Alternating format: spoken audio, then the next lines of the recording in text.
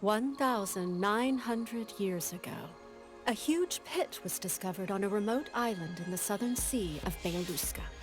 With a diameter of around 1,000 meters, its depth remains unknown. To this day, no one has ever seen the bottom of the Great Pit. In a world where nearly everything has been uncovered and explored, it is the sole remaining unconquered chasm. The Great Pit has a captivating power that sometimes takes hold of a person and refuses to let go. Valuable and dangerous primeval creatures, mysterious relics beyond comprehension, a city of gold set to rest in the far reaches of the netherworld. For the past 1,900 years, all of these things and more have been luring people to venture into its depths.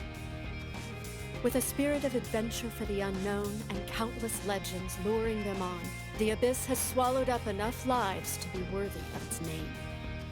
The peculiar force field in the Abyss prevents its observation from above ground. Therefore, surveying is carried out in person.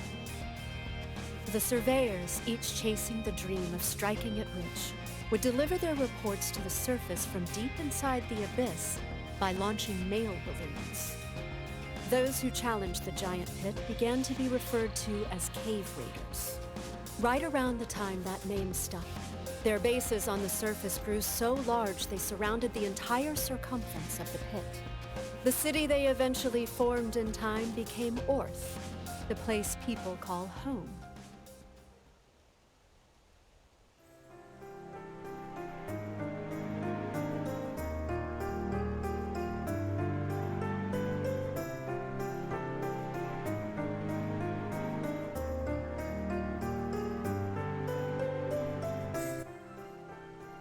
She started to climb the path of becoming a white whistle by discovering a special grade relic. That's how future generations will pass down the story about today's cave raiding. This again. There she goes. That's right! It's already begun! The adventures of the legendary cave raider, Rico! No. It's a bit much to call yourself a legendary cave raider when you're just a red whistle. Huh? Are you sure about that? All the white whistles started as red whistles. So why would it be weird for me to be a legendary cave raider? White whistles are admirable. I mean, they're the heroes of the country. But admiring them isn't exactly the same as wanting to be one. Why not? They don't have any depth limit, you know.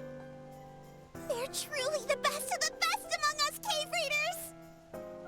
It's a bit too much for me. But you want to be a white whistle, right?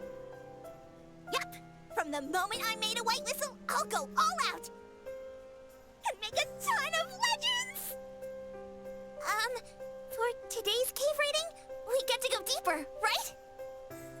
And then deeper in the next one! I keep on doing that. It's just a matter of time before I become a white whistle. A matter of time? Setting that white whistle stuff aside, I just want to hurry up and become a blue whistle. And then my goal is to become a moon whistle. Uh-huh. When you're a moon whistle, you are, of course, going to aim to become a black whistle, right? Well, most likely, I won't try to become a black whistle. What? But if you don't become a black whistle, you can't become a white whistle, the highest rank! It's okay. Rather than be a black whistle, I have something else I want to do. Something you want to do? Hey, you three! Are you guys even listening? Ah! Well, were you listening? Of course! I was really listening. Oh, then in that case, come over here, Rico.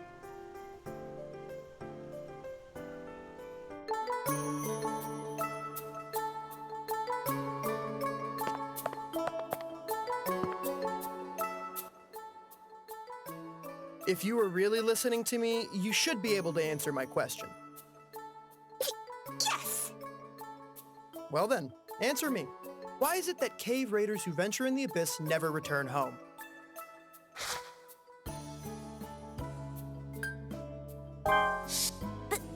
means on the return trip, they get affected by the Curse of the Abyss.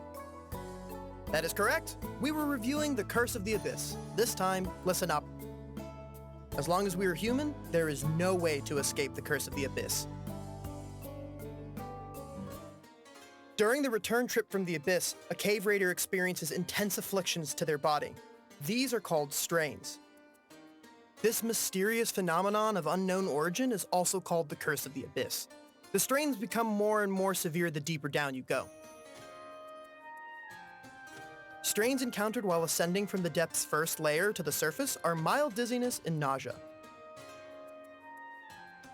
From the second layer to the first layer are intense nausea, headaches, and numbness of the extremities. From the third layer, in addition to the other effects, complications include losing your sense of balance as well as visual and auditory hallucinations. From the fourth layer, intense pain throughout the body and bleeding from every orifice. From the fifth layer, the loss of all senses, resulting in confusion and self-harm. Returning from the sixth layer means the loss of your humanity, or even death. The strain of ascending from the seventh layer is certain death. But don't worry. You guys, the Red Whistles, will descend up to 400 meters. In other words, you'll still be within the depths of the first layer. The strains you'll feel are mild dizziness and nausea. You won't feel much after you acclimate to them. All right. Regarding our upcoming cave raiding, I've divided the area up and assigned everyone a spot. You're unlikely to face much danger from primeval creatures and falling, but just in case, don't forget to pack your whistles and smoke screens. That's all. Any questions? Very well. I have something to say, too.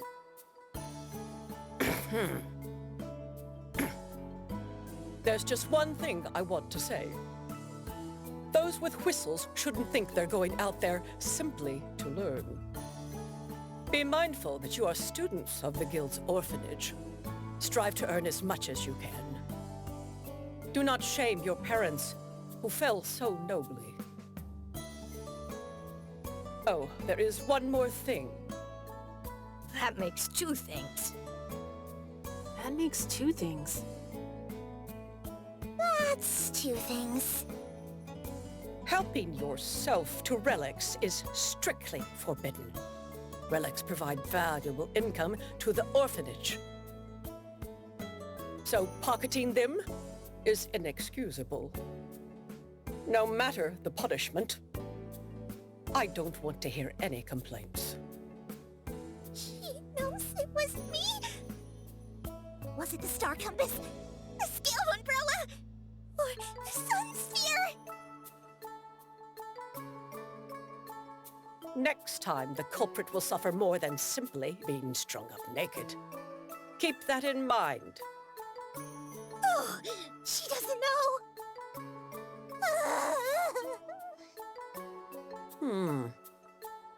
What's that?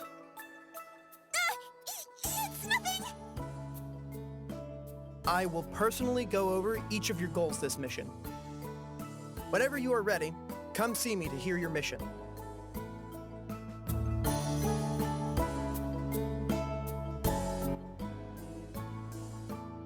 Alright, today you will be cave raiding solo at about the same spot as last time, from 150 meters. Leader!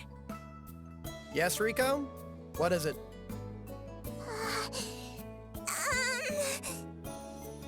Please assign me someplace deeper? Please? That's a brazen request. Tell me, why exactly does one go cave raiding? Oh, because there's a pit out there? No, it's because it's your job. This kind of thing is why you're still wetting the bed. To begin with, if you were to go down 400 meters with your current level of experience, simply heading back up again would be all you could handle. You're used to the spot I've assigned you. That should allow you to cave raid more efficiently. Am I wrong? Well, to quickly build up experience at deeper depths. To become a white whistle as soon as I can, and then I want to catch up to my mother. I'll descend down as far as she did, and then... Not this time. But... Alright. Let's see just how determined you are. If your haul at tomorrow's cave raid is assessed to be the most valuable among all the red whistles, then I'll consider it for next time. Understood. Well then, investigate the assigned area and bring back 10 relics.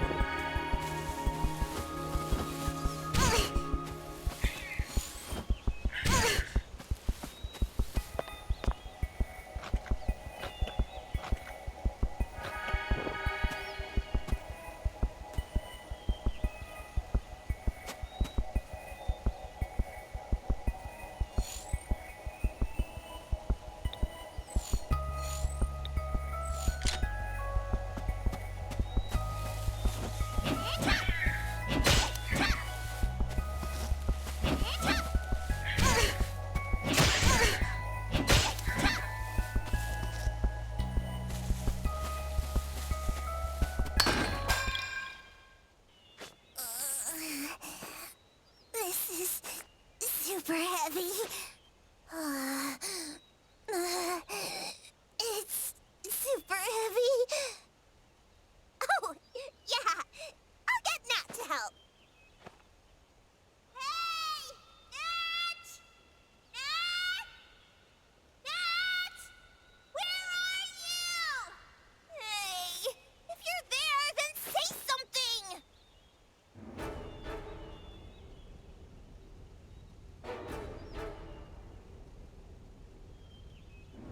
Crimson Splitjaw! What's it doing up this far in the abyss? Nat! Oh no. Is that blood? It's going to eat him!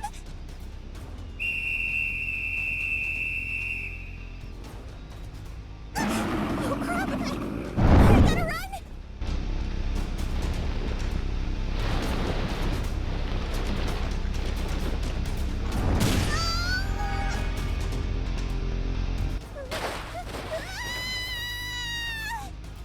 My arm is broken? Oh, it's not broken. It moves just fine.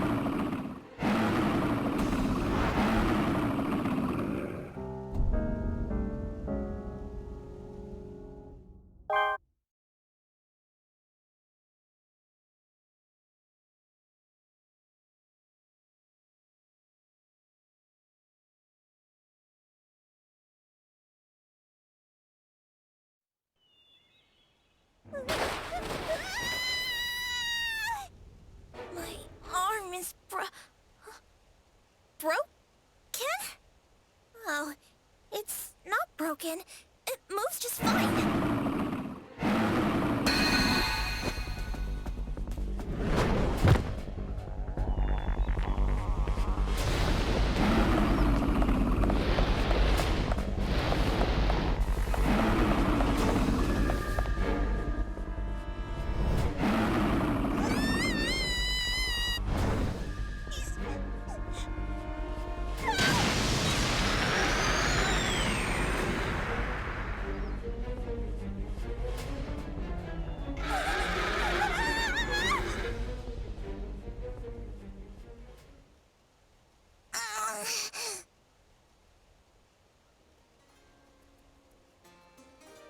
Whoa.